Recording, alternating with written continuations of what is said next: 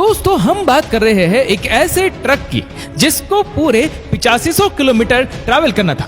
लेकिन मसला सिर्फ ये नहीं था कि ट्रक को इतना लंबा सफर कैसे करवाया जाए, बल्कि असल मसला ये था कि इस ट्रक में बर्फ का एक बहुत बड़ा ब्लॉक रखा गया था जिसको अफ्रीका के आग बरसाने वाले रास्ते से सही सलामत गुजारना था।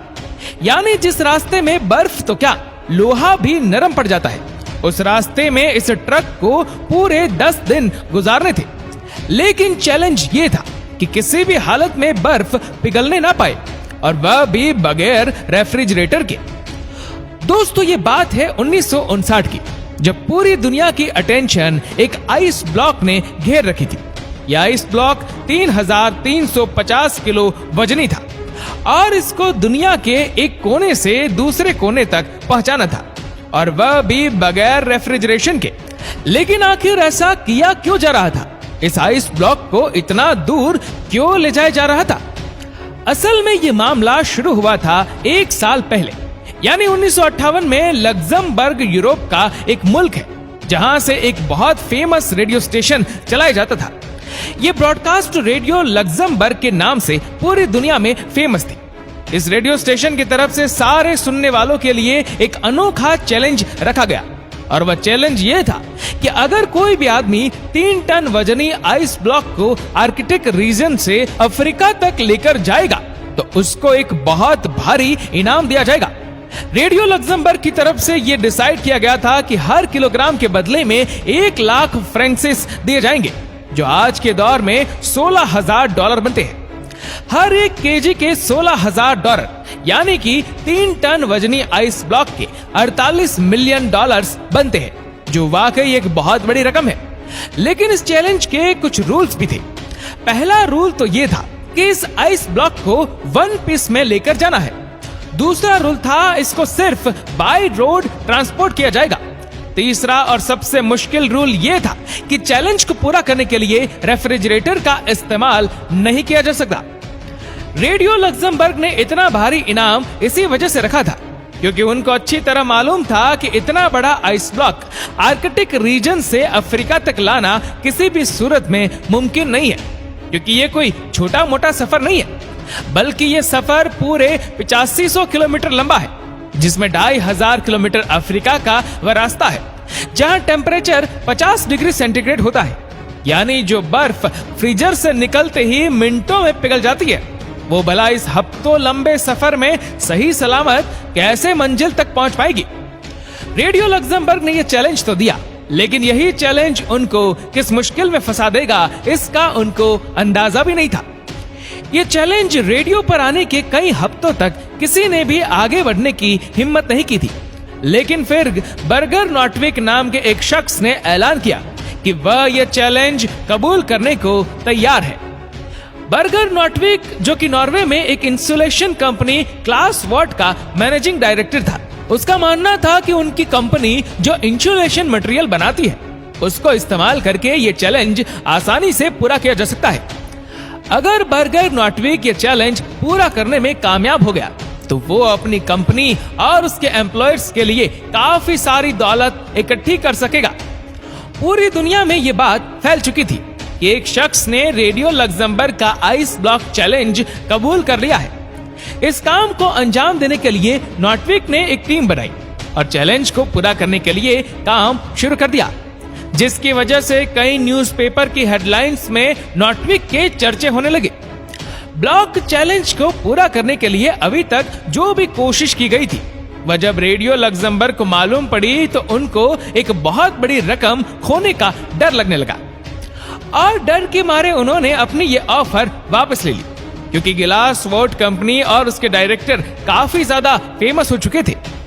इसी वजह से रेडियो लग्जमबर्ग की ऑफर खत्म होने के बावजूद भी नॉटविक ने यह चैलेंज पूरा करने की ठान ली थी। उनका मानना था कि अगर उनको पैसे ना भी मिले तब भी वो यह चैलेंज पूरा करेंगे, क्योंकि इसकी वजह से इनकी कंपनी की पब्लिसिटी में इजाफा होगा। यह चैलेंज स्टार्ट करने का वक्त आ चुका था। यह फैसला हो चुका था कि आइस ब्लॉक को नॉर्वे के शहर में मोई राणा से ऑल द वे अफ्रीका में गेबोन के शहर लिब्रेविले तक भेजा जाएगा। इस ब्लॉक को Denmark, Netherlands, Belgium, France, Spain और मोरक्को के बाद अल्जीरिया के रास्ते से गुजार कर गैबोन तक लाया जाएगा। नेटवर्क की टीम में एक इंजीनियर, 4 ड्राइवर, एक ट्रक मैकेनिक और 2 कैमरामैन भी शामिल थे। उन्होंने 3 टन वजनी आइस ब्लॉक को ग्लेशियर से काटने का फैसला किया, लेकिन इतना बड़ा आइस ब्लॉक एक ही साथ उठाना काफी मुश्किल था। इसलिए 200 केजी के ब्लॉक को काटकर हेलीकॉप्टर के जरिए नीचे भेजा गया। नेटवर्क और उनकी मेहनत को काफी ज्यादा मीडिया अटेंशन भी मिल रही थी और इसी वजह से कई कंपनीज ने नेटवर्क के इस चैलेंज को पूरा करने के लिए उनको स्पॉन्सर करना शुरू कर दिया। शेल ने फ्यूल का जिम्मा उठाया और स्कानिया ने उनको ट्रक दिया जिसमें यह आइस ब्लॉक रखा जाना था। 200 केजी के ब्लॉक को ग्लेशियर से नीचे लाकर दोबारा से फ्रीज किया गया और 3050 केजी का एक सिंगल ब्लॉक बनाया गया। ये ब्लॉक एक खास कंटेनर में डालकर ट्रक में लोड किया गया। अच्छी तरह इंसुलेशन करने के बाद 27 फरवरी 1959 को आखिरकार ये अनोखा सफर शुरू हो गया। शुरुआत का सफर तो काफी ज्यादा आसान था क्योंकि इन इलाकों में मौसम भी काफी खुशगवार था और रोड्स भी ठीक ठाक थे। ये न्यूज पूरी दुनिया में फैल चुकी थी। इसी वजह से ये ट्रक जिस भी बड़े शहर से गुजरते थे वहां के लोग उनका इस्तकबाल करते हैं और नारे लगाकर उनका हौसला बढ़ाते हैं। जैसे जैसे उनका सफर बढ़ता जा रहा था उनकी पब्लिसिटी में मजीद इजाफा होता जा रहा था। जब ये ट्रक पेरिस से गुजर रहा था तो उनको वहां की पुलिस ने भीड़ वाले इलाकों से गुजारने के लिए खास प्रोटोकॉल भी दिया।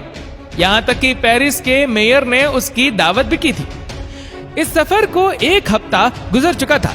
वहां पहुंचने पर ट्रक को क्रेन की मदद से एक शिप पर रखा गया क्योंकि अब उनको समंदर का एक बहुत बड़ा हिस्सा पार करना था। समुद्र के दूसरे हिस्से पहुंचने पर कंडीशन बिल्कुल ही अलग हो चुकी थी। ट्रक अब अफ्रीका की जमीन पर आ चुका था जहां दिन के टाइम पर गर्मी बहुत ज्यादा थी। न सिर्फ आइस ब्लॉक के पिघलने का खतरा था बल्कि गर्म रेत पर सफर करने से ट्रक के इंजन को भी खतरा था और उनके साथ मौजूद गृह की तबीयत बिगड़ने का भी खौफ मंडरा रहा था। इन सारे खतरों के अलावा ट्रक को सिक्योरिटी थ्रेट भी था क्योंकि जिस तरह से वो लोग गुजर रहे थे उस इलाके में जंग चल रही थी और फ्रीडम फाइटर के लोग पहाड़ों में ही छुपे होते थे। वह लोग अपनी बातें मनवाने के लिए ट्रक और उसके ग्रुप को हॉस्टेज भी बना सकते थे। इस खतरे से निपटने के लिए फ्रेंच फॉरेन लीजन ने ट्रक और उनके गृह को रास्ते के कुछ एरिया में सिक्योरिटी दी और उनको खास इंस्ट्रक्शंस दी कि कम से कम स्टॉप लेकर उनको इस रास्ते से गुजारना है क्योंकि इस रास्ते में प्रॉपर रूट नहीं थे। इसी वजह से ट्रक बार बार रेत में फंस जाता था। उनको मंजिल तक पहुंचने की जितनी ज्यादा जल्दी थी उतना ही ज्यादा उनके रास्ते में मुश्किलात आ रही थी। हर मर्तबा जब ट्रक फंस जाता था तो उसको रेत से निकालने में गृह को घंटों लग जाते थे। दुनिया के सबसे महंगे आइस को ट्रांसपोर्ट करने का मिशन अब इसके गले में आ चुका था। एक तरफ फ्रीडम फाइटर्स का खौफ था तो दूसरी तरफ गर्मी ने गृह की हालत बिगाड़ कर रखी थी और सोने पर सुहागा। इस गर्मी ने ट्रक के अंदर मौजूद आइस ब्लॉक को मेल्ट करना शुरू कर दिया था। अगर ग्रू यहाँ फंस गया तो ना ही उसका मिशन पूरा हो सकेगा और ना ही हजारों मील दूर से निकाली गई बर्फ बच सकेगी। रास्ते से गुजरने वाले मुसाफिरों के जानवरों को उन्होंने पिघलने वाली बर्फ का पानी भी पिलाया जो कि असल में दुनिया का सबसे महंगा तरीन पानी था। कई रातें उन्होंने रेत पर ही स्लीपिंग बैग बिछाकर गुजारी और आहिस्ता आहिस्ता मुश्किलात को फेस करते करते मंजिल की तरफ बढ़ते गए। आखिरकार वह इस रास्ते को पीछे छोड़ने में कामयाब हो ही गए और अब उनकी मंजिल काफी ज्यादा करीब थी। पूरे 28 दिनों के सफर के बाद ट्रक, गृह और बचा हुआ आइस ब्लॉक लिब्रेविल पहुंचने में कामयाब हो गया था।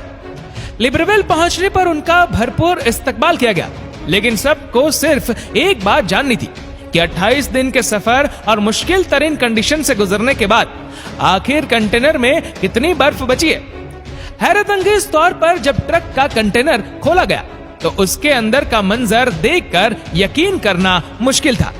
जी हाँ, नॉर्वे से निकलते वक्त आई ब्लॉक 3050 केजी का था लेकिन पूरे 28 दिनों के मुश्किल तरीन सफर के बाद हैरत अंगेज तौर पर आइस ब्लॉक का वजन 2714 किलोग्राम था। सिर्फ 11% बर्फ यानी 336 किलोग्राम आइस रास्ते में पिघल चुकी थी और बाकी सारा आइस ब्लॉक वन पीस में मौजूद था। बेशक रेडियो लक्जमबर्ग अपने ऑफर से पीछे हट चुका था, लेकिन फिर भी यह चैलेंज पूरी तरह से कामयाब हुआ और यह बर्फ तोड़कर गैबोन के लोगों में डिस्ट्रीब्यूट की गई, जिन्होंने आज से पहले कभी भी बर्फ नहीं देखी थी। नाटविक और उनकी कंपनी को कोई कैश उस वक्त तो नहीं मिला, लेकिन इस पब्लिसिटी ने उनकी कंपनी की सेल्स पर 4 चांद लगा दिए थे। ग्लासवोर्ट आज भी ग्लावा के नाम से इंसुलेशन मटेरियल बनाती है और 1959 के बाद से इनकी पॉपुलैरिटी में मज़ीद इजाफा ही होता जा रहा है।